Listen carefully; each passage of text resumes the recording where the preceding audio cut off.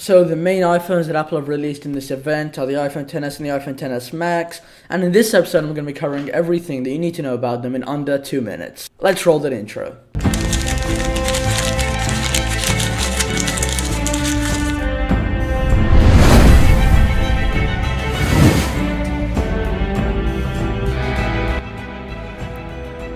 Hey, it's AKAJK and you're watching the JK Tech Show, Season 1, Episode 4. It's a daily morning show that have been going on for a few days right now. If you want to keep it going, then make sure you subscribe, like this video, turn on notifications, and share this with your friends. We can continue to grow as a community. I'm at AKAJK on all social medias, and the clips that you're about to see regarding the iPhone XS and XS Max have been taken from the JK Tech News podcast, Episode 3.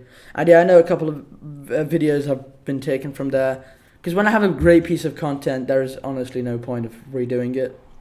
Future episodes will not be like that. Let's jump into it. The S at $999 and the Max at $1,099. And they all obviously max out at different prices, as you can see on the screen right now. Now, all the new iPhones released have the new A12 Bionic chip.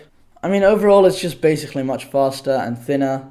Coming in around, I think, 7mm, as far as I can remember. So we are talking super thin. Now, the reason I didn't list all the specifications about the processors and the chip is because most people don't really want to hear that, don't understand it, it's just going to get bored. But if you do want to, I'll try and leave some links in the description. What was that accent change? But yeah, down below. In low light, your camera's going to shoot better. And now onto the specifications that everyone judges the camera by. It is 12 megapixels. It can shoot in 4K at 60 frames per second. The wide-angle rear lens has an aperture of f1.8. The sensor is 2 times faster than the last one. And it comes with optical image stabilization, so when you're filming, the camera's not shaking everywhere. So these iPhones are made out of surgical grade stainless steel and have a glass back for improved wireless charging. And speaking of wireless charging, Apple have improved it to make it faster this year. So hopefully I'm going to get a chance to be able to test that out, because I did that last year. Now, what I haven't covered in terms of cameras is the second camera that you get on the S and the S Max. That is obviously a telephoto zoom lens. Comes in at f2.4, and then the rest of the camera specs like megapixels and stuff like that just the same. Now, Apple were really advertising their LTE speed, and this is supposed to be like super fast in terms of that. They also have dual SIM capabilities, but one of them is going to be like electronic, so you can scan it and you don't actually have to put it in. I believe if you're in China, not sure about India yet, but China, you can actually have the dual SIM card slot because it's something very major there. But apart from that, you just get electronic SIM, so you can scan it and you don't actually have to enter it.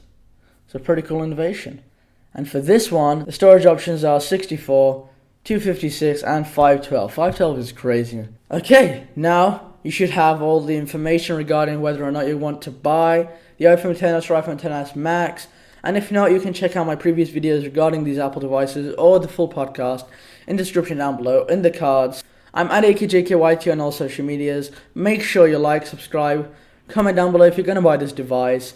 Turn on notifications so you're notified every single time I upload. And currently it's 2 AM GMT, and that should switch to 6 AM GMT. Don't ask why, it's just a bunch of jazz. Check out the first episode if you want to know a bunch more details. I have 50 trucks that just passed by right now, and they were like all beeping horns. It was crazy. Anyway, hopefully I'll see you in tomorrow morning's episode, because here at AKAJK, the grind is daily.